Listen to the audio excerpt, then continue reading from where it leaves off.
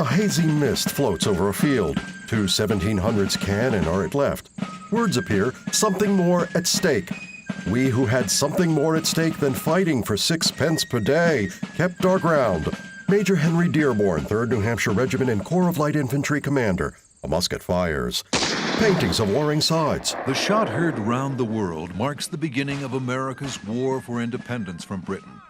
At the battles of Lexington and Concord, militias made up of farmers, merchants, and other everyday citizens unite to ward off British Army troops. The fighting soon spreads to Boston, and again the fearsome army of England is turned back. Perhaps the Americans can win their fight for liberty. George Washington on horseback. The Continental Congress entrusts an official army to George Washington as its commander-in-chief. But as more and more reinforcements arrive from Britain, the tide turns against the A Americans. man collapsing in another man's arms. The Continental Army loses a series of battles in Canada and suffers heavy losses.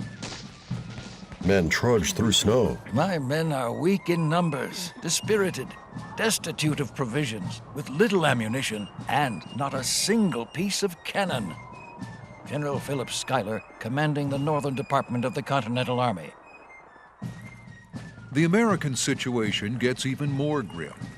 In August of 1776, the British Commander-in-Chief, General William Howe, soundly defeats Washington's army and captures the city of New York. Americans plod through tall grass. Thousands of American soldiers are killed, wounded, or captured. Many others lose heart and head for home, while those at home are divided amongst themselves between rebelling patriots and those still loyal to the British Crown. The Declaration of Independence. The United States of America had been born only a month earlier with the signing of the Declaration of Independence.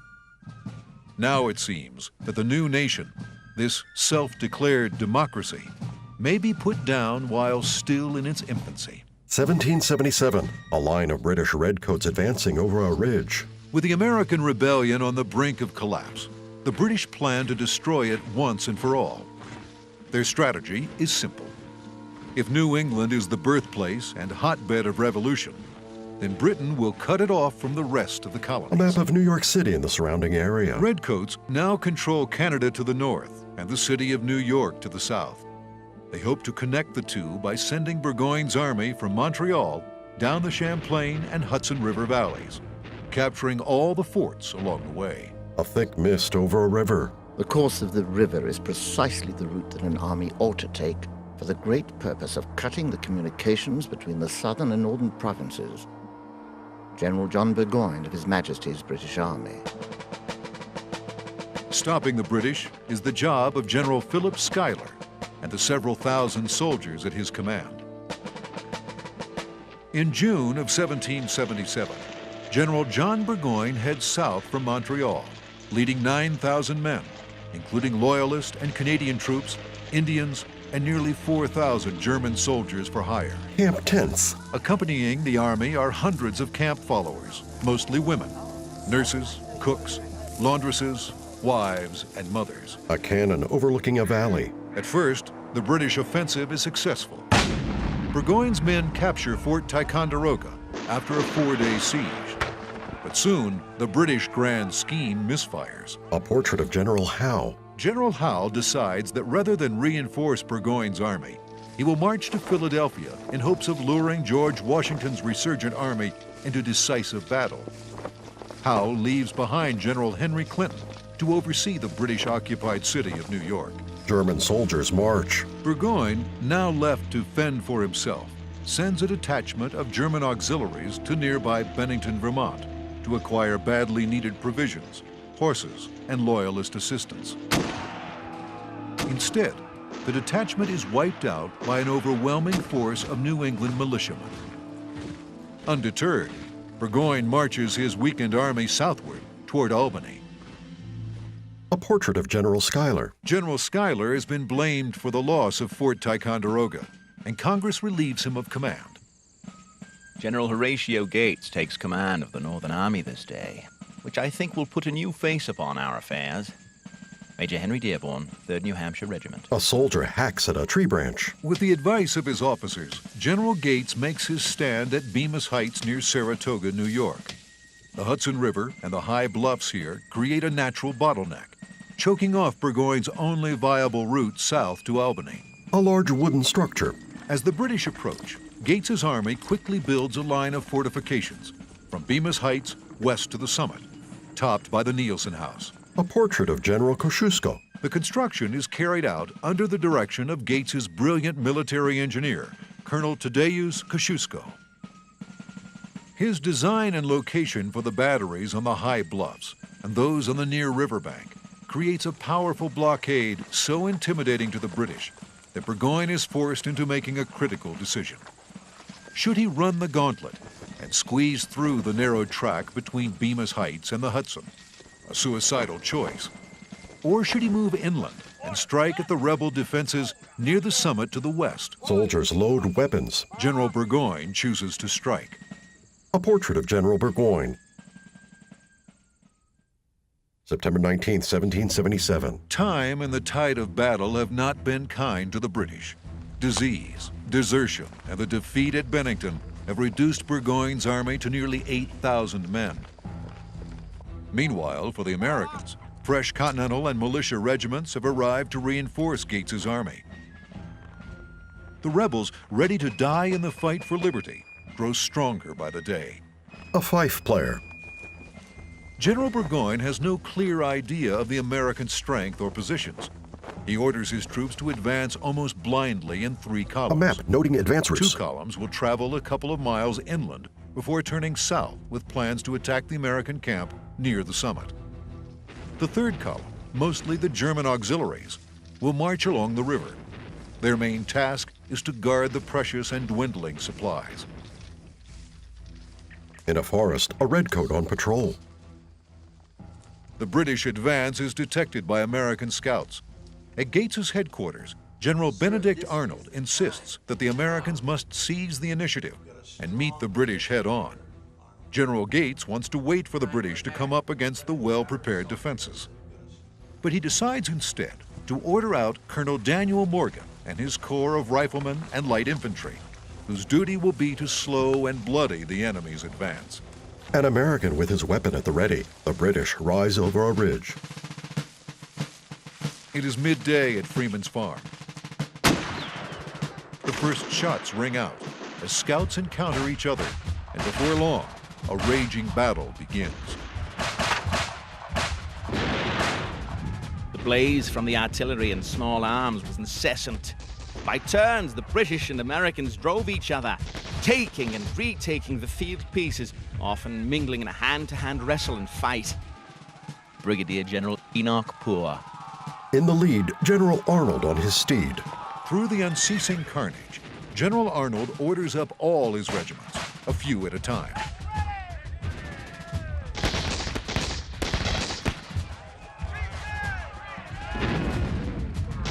Lieutenant Don of the 21st Regiment received a musket ball through the heart. When he was wounded, he sprang from the ground nearly as high as a man. Ensign Thomas Andrew, 24th Regiment. A man lies motionless on grass. As the battle continues, the German column is still marching slowly southward alongside the Hudson River. The sounds of musket and cannon fire drift over from Freeman's Farm, but no orders to join the fight arrive. Finally, late in the afternoon, the orders come. German troops and cannons under General Friedrich von Radezel rush toward the fighting, arriving near dusk.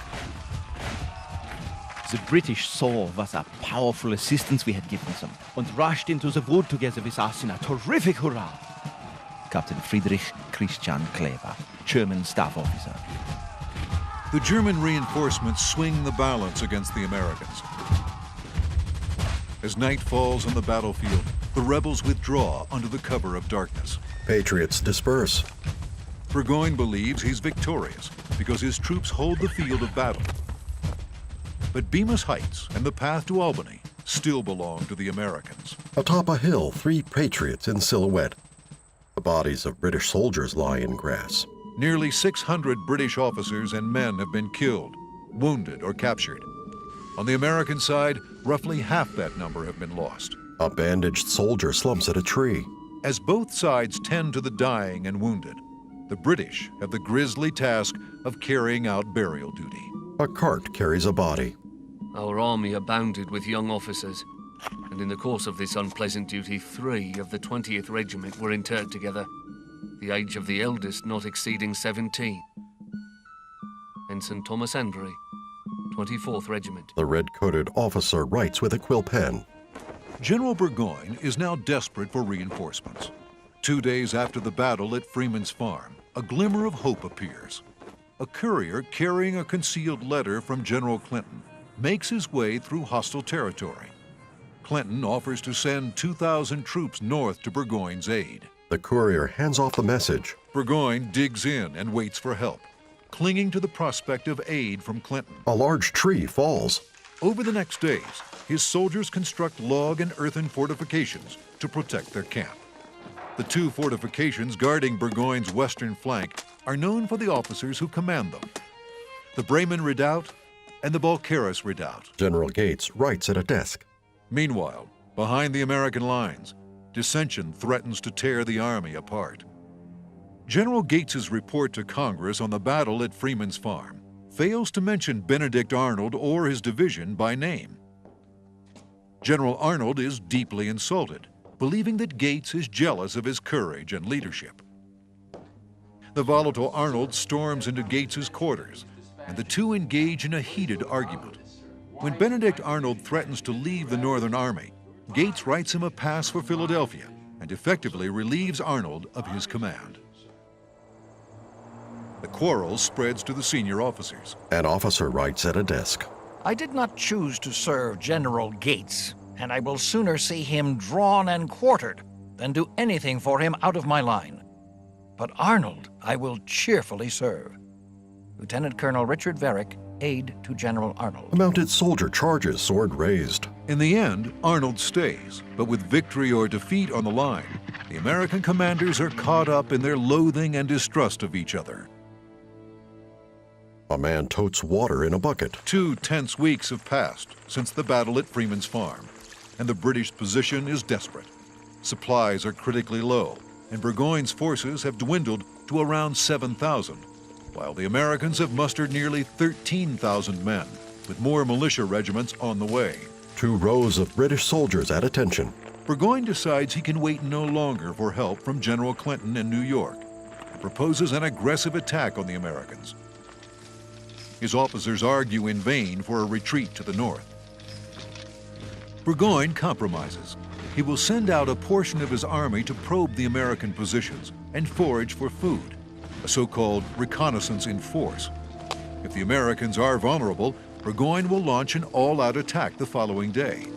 If not, he will consider retreat. October 7th, 1777. British men stalk through a field. General Burgoyne deploys a detachment at Barber's wheat field near Freeman's Farm on October 7, 1777.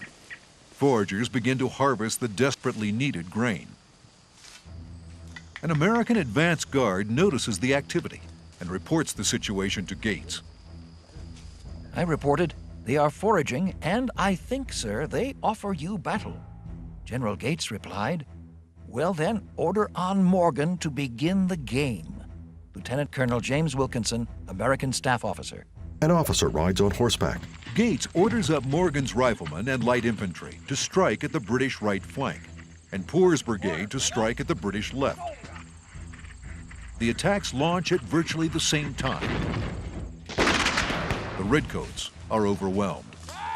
Morgan's corps leaped over the fence in their front, gave 3 cheers, and charged with such impetuosity that the enemy gave way and ran off in disorder without firing a gun.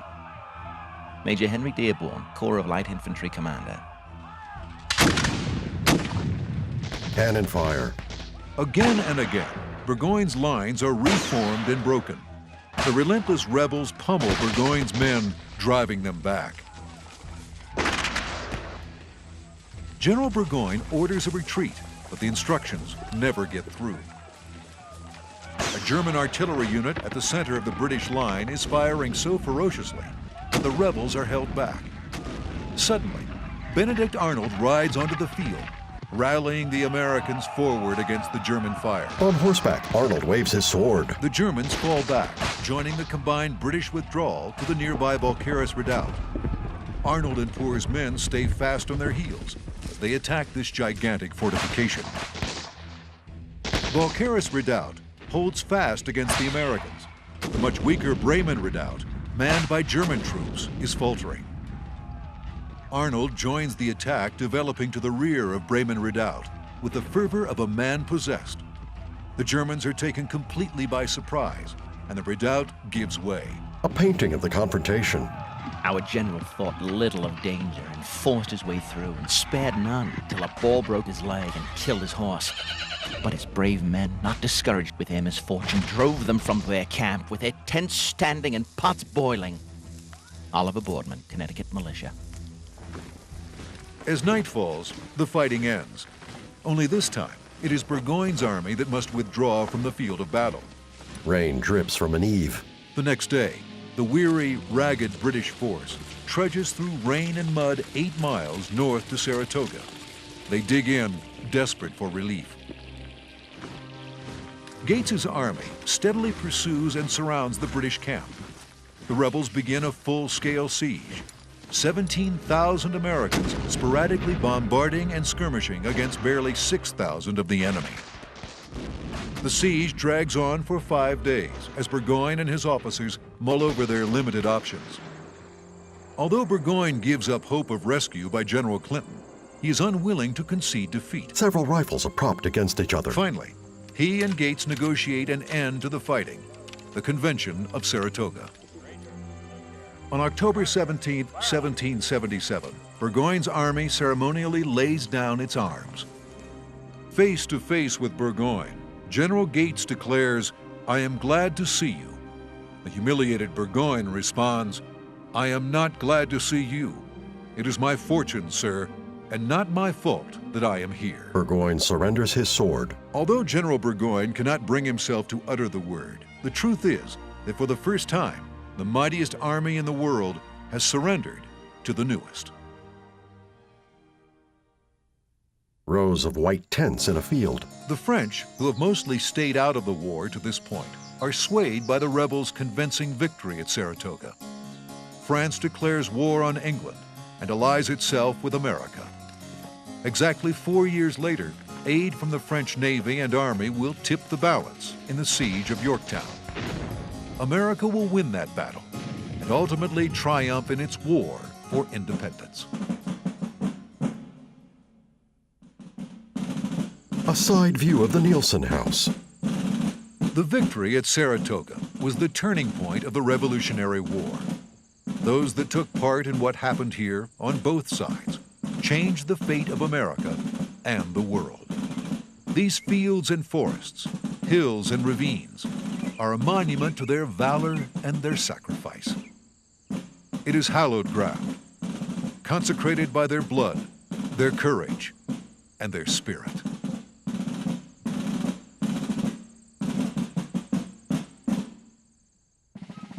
Credits scroll including this film made possible in partnership with Friends of Saratoga Battlefield, Skidmore College, National Park Service. Producer-director Paul Feldman. Executive producer Elizabeth E. Shagru. Writers Carolyn J. Anderson, Tim Curran, Paul Feldman, Wilma B. Hall, Eric Schnitzer. Associate producers Bill Green, Thomas Mercer, Lila Stromberg, Scott Wildfong. Narrator Steve Stratton. Director of Photography Tom Hurwitz. Editor Bill Green.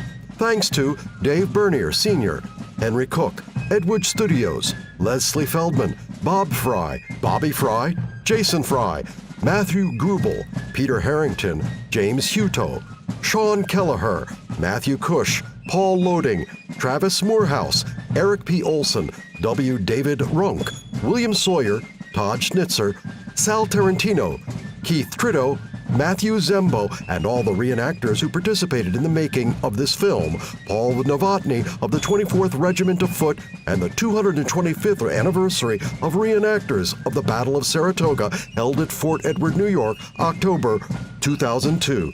Eastern National, staff of Saratoga National Historical Park. The National Park Service, Department of the Interior. Its arrowhead logo in brown pointed down, a tall tree and field in green, a snow-capped peak in white, and the outline of a bison.